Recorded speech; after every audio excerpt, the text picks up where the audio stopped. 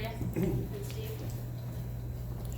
Lou, when you guys were getting ready to take the floor for the start of the third quarter, there was a lot of smiles, a lot of looseness. Now, Kelly said she had a few words to say at halftime. What was the turnaround, and how did you guys get to be where you were so loose to start that third quarter? Yeah, I think, when we were in halftime, we just had a huge emphasis on defense, and we wanted to make sure the second half we really locked in and on the defensive end. But to do that, we need to, have chemistry and be knowing and talking to each other and communication. I think, we have really great relationships on this team, and I think that helps. And, you see that, you see the lightheartedness sometimes, but I think that's where our great chemistry is, and I think that's kind of what pushed us to have, keeping the 7 points and 4 points in the second half. Steve and Phil. For Jordan, just what was the difference for you from the other night to tonight? Was it just a matter of getting the first game jitters out of the way, or just why were you so much more effective tonight? I just feel like I just slowed down a little bit, just played my game. I feel like the first couple games I was a little jittery, and I just had to slow down, let the game come to me. But my teammates was always there for me, and always, saying like encouraging me and stuff. So. Jordan, I know you made, I think, your first 6 shots, and this is the first real game at home because you had the exhibition game. What will you remember about your first game at home? Running out the tunnel, definitely. That was, a dream come true. Like, honestly, everything is just so surreal right now. Like, I'm just so blessed to be here. I'm just happy to be here with this group of girls. I just gotta take everything in because it's more than basketball, and I just appreciate everything, this whole program. So, just being grateful, just now I have the opportunity to play for Coach Kelly. Like that's something great. So. Maria. For both Tamari and Jordan, when did you find out you were starting, and what was your reaction to that? Right before the game. Yeah, right before the game. Right before the game. Yeah. What's your reaction? In my head, I was like, oh shoot. So I know we were excited for each other. I think we just looked at each other and were like, it's go time. Yeah. She gave us the opportunity. She trusted us, and we didn't want to let her down. Jake. Tamari and Lou, when you have a player like Jordan who the second she gets the ball, she's going down court, how much does that kind of inspire you all to run the court because you know that she's going to be looking for y'all for open shots, open layups? Yeah, no, and Jordan can pass that ball too. So. Yeah.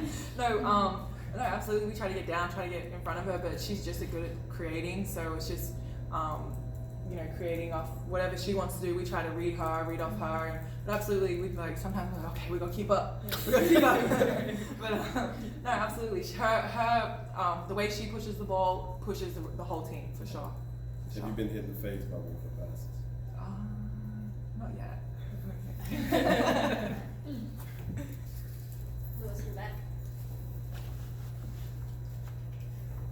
Lou, Jessie hit her first shot today, that corner 3. She did. How did that make you personally? I actually, I told her before the game, I said, you're singing a 3 today, Jessie, because she'd been a little bit, worried about it, been in her head about it, but I said, look, Jessie, you're singing a 3 today. And as soon as she showed it, I was like, it's going. I was so stoked for her. Yeah. She released it. No, I was stoked for her, absolutely. It was her first points and her first tray ball, whatever you want to call it, so it was a cool moment for her.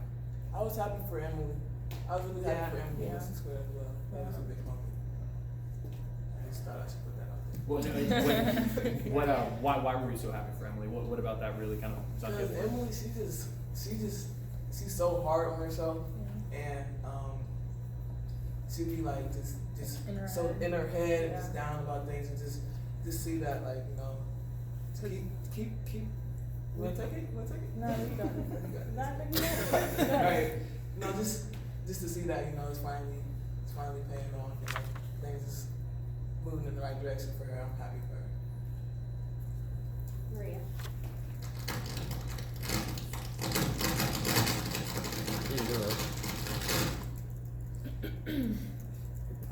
Tamari, this doesn't work now, so I'll yell. Tamari, one of the hardest things for a young post player to do is to learn not to dribble when you get the ball up high on the offensive board or inside.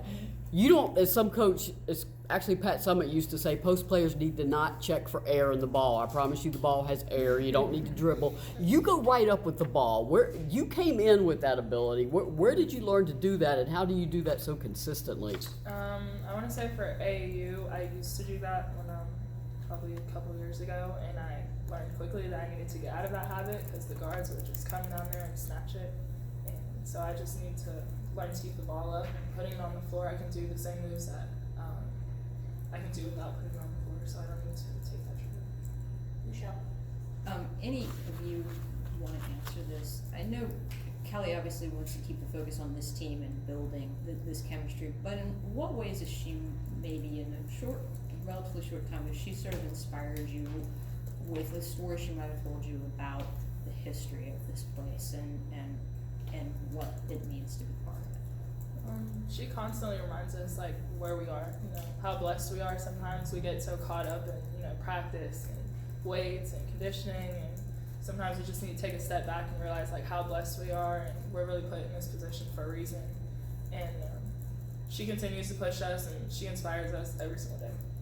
Every day. I think it's really cool when she's had a couple of former teammates come back, and they've shared stories with one another, just talking about national championships and stuff like that. And that in itself is pretty inspiring, absolutely, to have a coach who's played won national championships and knows what it takes on the floor, for sure.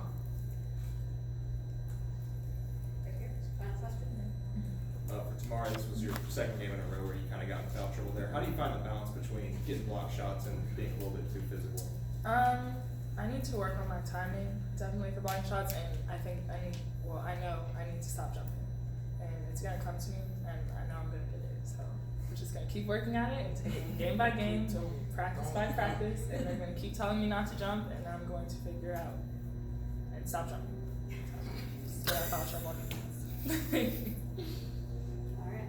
Thanks, guys. Thank you very Thank much. you. Thank you.